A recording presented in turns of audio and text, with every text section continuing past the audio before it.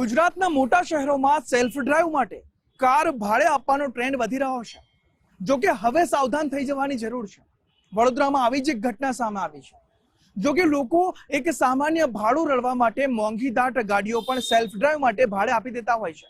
ત્યારે વડોદરામાં શું તરકીબ આજમાવવામાં આવી તે તરકીબ આપને બતાવી છે ધ ક્રાઇમ સ્ટોરીના આ ખાસ અહેવાલમાં।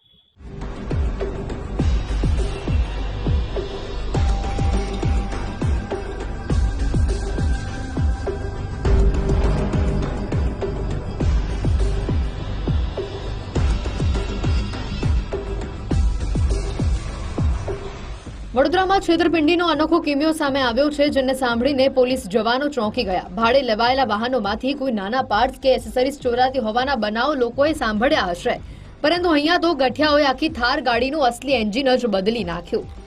વડોદરાના આકાશ ભગતનો કાર ભાડે આપવાનો વ્યવસાય છે। તેમણે 14 થી 17 જુલાઈ દરમિયાન પોતાની નવી થાર ગાડી ભાડે આપી। દૈનિક 4000 રૂપિયામાં મિત્ર મેહુલ થકી કૃષ્ણા પાંડેને આ ગાડી ભાડે આપવામાં આવી। જો કે નિયત સમય બાદ કાર પરત મળતા આકાશ ભગતને કંઈક ઘોટાળો જણાયો। આ નવી નકોર થાર ગાડીમાંથી અવાજ આવવાની સાથે તે 40 થી વધુની સ્પીડ પર ચાલી પણ નહોતી શકતી। આ ગાડી પરત કરવા આવેલા વ્યક્તિએ યુરિયાની સમસ્યા હોવાનું જણાવીને વાતને ટાળી દીધી। આકાશ ભગતે યુરિયા ચેક કરાવ્યા બાદ પણ સમસ્યાનો ઉકેલ ન આવ્યો, જે બાદ બીજા ગેરેજમાં તપાસ કરતા કારનું એન્જિન બદલાયેલું જાણવા મળ્યું। આરસી બુકમાં નોંધાયેલા નંબર કરતા એન્જિનનો નંબર અલગ જોવા મળ્યો, જે બાદ જીપીએસ લોકેશનના આધારે એન્જિન બદલાયું। તે ગેરેજ સુધી પહોંચીને આકાશ ભગતે તપાસ કરી તો ગેરેજના સંચાલકે 2 દિવસ પહેલા જ 15000 રૂપિયા ચૂકવીને નવી થાર કારનું એન્જિન કાઢીને જૂની કારમાં ફિટ કરાવ્યું હોવાનું એક વ્યક્તિએ કબૂલાત કરી। આ જાણકારી મળ્યા બાદ કૃષ્ણા પાંડેનો સંપર્ક કરવાનો પ્રયાસ કરતા તેણે ફોન ઉપાડવાનું બંધ કરી નાખ્યું અને એ પછી આકાશ ભગતે પાણીગેટ પોલીસ સ્ટેશનમાં જઈને ફરિયાદ નોંધાવી દીધી।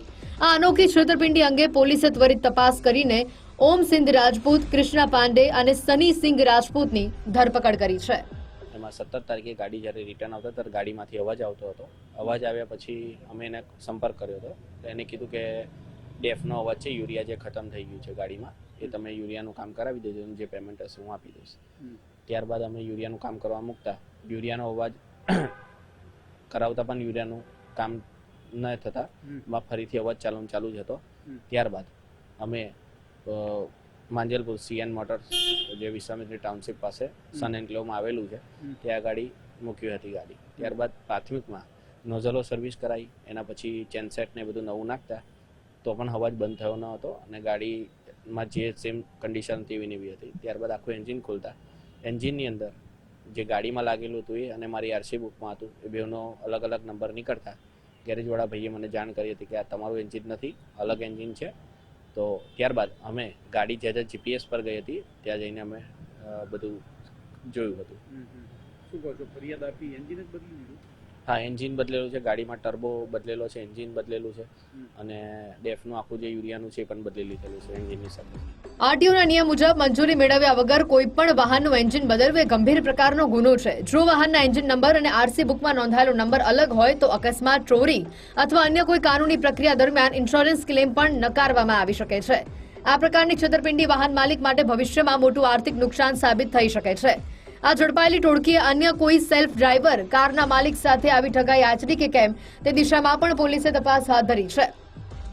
રેન્ટ પર લીધા પછી 1-2 દિવસ પછી જ્યારે ગાડી પાછી આપી તો ફરિયાદીને ગાડીમાં કંઈ અજુગતું લાગ્યું। અમને તપાસ કરાવી તો ખ્યાલ આવ્યો કે થાર ગાડીનું જેમનું એન્જિન છે એ બદલી ગયું છે, કારણ કે એન્જિન ઉપર એન્જિન નંબર હોય છે, ચેસિસ નંબર બધું બદલાયું લાગ્યું। એટલે એ ફરિયાદ લઈને આપણી પાસે આવ્યા તો ઝોન 3ની જે એલસીબીની ટીમ છે તેમાં ઊંડાણપૂર્વક તપાસ કરી તો ખ્યાલ આવ્યો કે સની નામની વ્યક્તિ પાસે પોતાની પાસે એ પણ પોતે આ રીતે કાર રેન્ટ પર આપવાનું કામ કરે છે। એની પાસે પણ થાર છે, પણ એક થાર જૂની હતી જેનું એન્જિન કન્ડમ થઈ ગયું હતું, એટલે એણે આવું કાવતરું ઘડ્યું અને છેતરપિંડી કરી, જેમાં આવી રીતે થાર મંગાવી અને એનું એન્જિન એક ગેરેજમાં જઈને બદલી નાખી અને બદલેલું એન્જિન સાથે અને એની કાર પરત કરી। આ ઘટના સામે આવતા આરોપીને પણ પકડી પાડવામાં આવ્યા છે।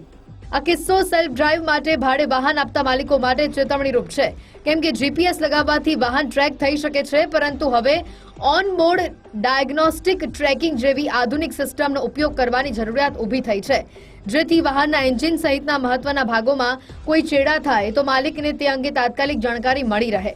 વાહન ભાડે આપતા પહેલા અને પરત મળ્યા બાદ તેની સંપૂર્ણ ટેકનિકલ તપાસ કરાવવી પણ જરૂરી છે. કેમેરામેન ડીકેશ સોલંકી સાથે અલ્પેશ સુથાર, ગુજરાત ફર્સ્ટ, વડોદરા.